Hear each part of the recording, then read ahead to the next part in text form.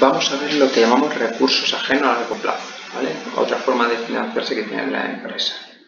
Estos recursos ajenos a largo plazo son aquellos que tenemos que devolver porque son ajenos y a largo plazo porque se tienen que devolver en un periodo de tiempo mayor a un año. Y tenemos algunos ejemplos.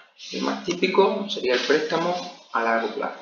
Aquí lo que hacemos es pedir a un banco, cajas de ahorro, cooperativas de crédito, pedimos esa cantidad que necesitamos y tendremos que devolvérselo más unos intereses pactados en un periodo, como he dicho, mayor a esos 12 meses.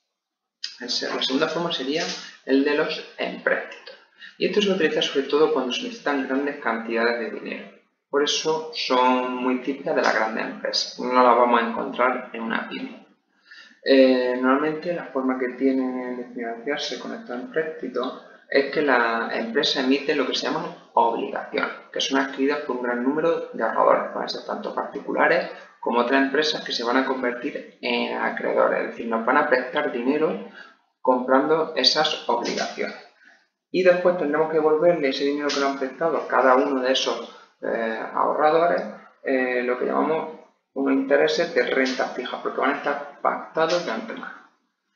Lo que suele suceder es que cuando las empresas necesitan una cantidad muy grande de dinero y las condiciones de los préstamos no son buenas, las que nos pueden dar un banco, lo que hacemos es pedir préstamos a esos particulares.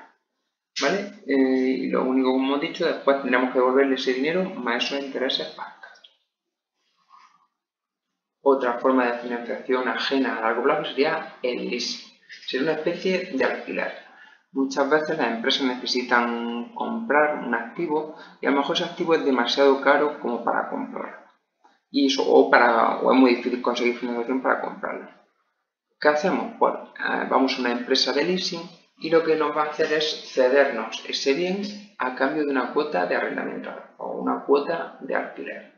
Y la característica principal que tiene el leasing es que una vez terminado ese periodo de alquiler, que además va a ser bastante a largo plazo, a lo mejor estamos hablando de muchas veces de 20 años, es que se va a introducir una cláusula en el contrato de leasing en el que se va a fijar una opción de compra. Esta opción de compra es voluntaria, o sea, no va a estar obligado el cliente a utilizar. ¿Qué problema tiene? Que normalmente va a tener un elevado coste. Y por otro lado tenemos el renting, parecido al leasing porque también es una especie de alquiler. Se utiliza mucho, aunque en bienes muebles y inmuebles y sobre todo en los automóviles.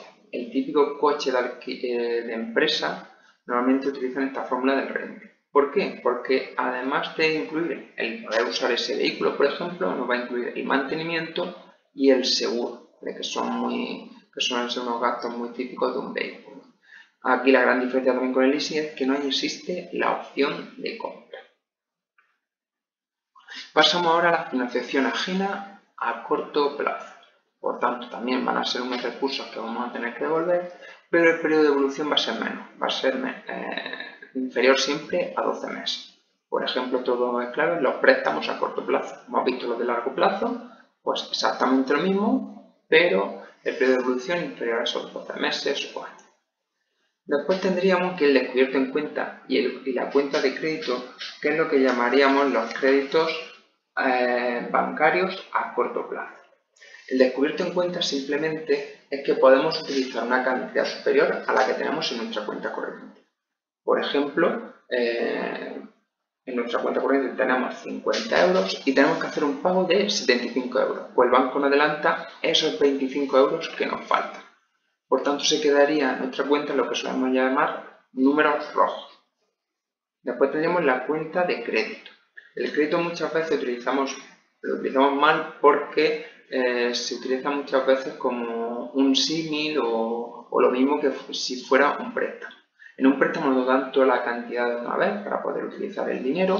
En el crédito no, es que nos ponen a disposición en una cuenta corriente normalmente, en un banco, un límite de dinero. ¿Quiere decir eso que si nos ponen un crédito de 1000 euros tenemos que utilizar los 1000 euros? No, simplemente vamos a utilizar aquella cantidad que necesitemos. Y por tanto, de esa cantidad utilizada pagaremos intereses. De la parte que no utilizamos no pagaremos intereses. De esa parte no utilizada lo que vamos a pagar es lo que se llama una comisión. Después tenemos el crédito comercial. Esta financiación nos lo hacen los proveedores. porque durante un periodo de tiempo todo lo que nos hayan entregado esos proveedores, por ejemplo las materias primas, las utilizamos sin haberlas pagado. Normalmente es que nos las dejan a deber, a lo mejor a 6 semanas, un mes, lo que haya pactado normalmente con ese proveedor, pues durante todo ese tiempo, digamos, para decir que la ha utilizado las materias primas de forma gratuita. Está claro que cuando llegue el momento del pago, pues tendremos que realizar. Pero durante ese tiempo podemos decir que los proveedores nos están financiando. Vendría ahora lo que llamamos el descuento de efecto. ¿Vale? Muchas veces nosotros tenemos a unos clientes que nos deben dinero. Es decir, hay una deuda de un cliente. Y normalmente se utilizan lo que se llaman letters para tener esa deuda del cliente. Pues supongamos que nosotros necesitamos el dinero ahora mismo y un cliente nos tiene que pagar esa deuda dentro de un mes. ¿Qué hago? Pues voy a una entidad financiera y le pido que me anticipe el importe que ese cliente me va a hacer dentro de un mes. ¿Qué hace esa entidad financiera? Pues si está de acuerdo con ese descuento de efectos, pues me va a dar la cantidad, pero no en su totalidad, sino que le va a descontar primero unas comisiones y unos intereses. Si ese cliente me tiene que dar los 1.000 euros, pues a lo mejor es la entidad financiera lo que me hace entregarme 800 euros. Y cuando dentro de un mes cobre esos 1.000 euros, pues son 200 euros de diferencia lo que estará ganando la entidad financiera.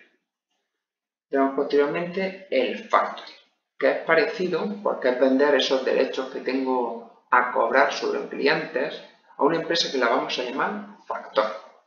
Esa empresa factor lo que va a hacer es darme liquidez inmediata, es decir, me está adelantando esos cobros que iba a tener dentro de un tiempo de los clientes, me lo está haciendo ahora. Por tanto, si yo necesito el dinero ahora porque tengo un problema de liquidez, necesito pagar ahora cualquier factura, bueno, me está adelantando, me está cobrando el interés que sea y además me puede evitar el problema de impagado y moroso. Es decir, una vez que yo le he vendido esos derechos de cobro, si en el futuro el cliente no pagara, eso va a ser ya el problema de la empresa factor. Tenemos aquí el confirming. El confirming es más o menos un servicio que dan normalmente las entidades financieras a las empresas para gestionar los pagos, ¿vale? Normalmente lo que va a hacer es facilitar los pagos entre el que debe el dinero y la empresa que tiene que cobrar. Y por último, los fondos espontáneos de financiación, ¿vale? Simplemente eso son utilizar cantidades de dinero que sabemos que las vamos a tener que pagar en un futuro, pero hasta que llegue ese momento futuro lo podemos utilizar para otra cosa. Por ejemplo, sabemos que tenemos que pagar los impuestos, tenemos que pagar Hacienda. Si sabemos que, por ejemplo, hasta el 30 de junio no tenemos que pagar la renta, pues durante ese tiempo yo sé que para el 30 de junio tengo que tener el dinero del impuesto. Pero hasta que llegue ese momento, ese dinero lo puedo utilizar para otras cosas que sean más inmediatas. Lo mismo se hace a veces con los salarios. Tengo que tener guardado el dinero de los salarios que voy a pagar mes a mes, pero como se pagan al final de mes todas esas nóminas, hasta que llegue ese final de mes, yo puedo estar utilizando ese dinero. Lógicamente, lo mismo que con los impuestos. Cuando llegue el momento, yo tengo que saber que voy a obtener recuperado ese dinero para poder pagar los salarios de mis trabajadores.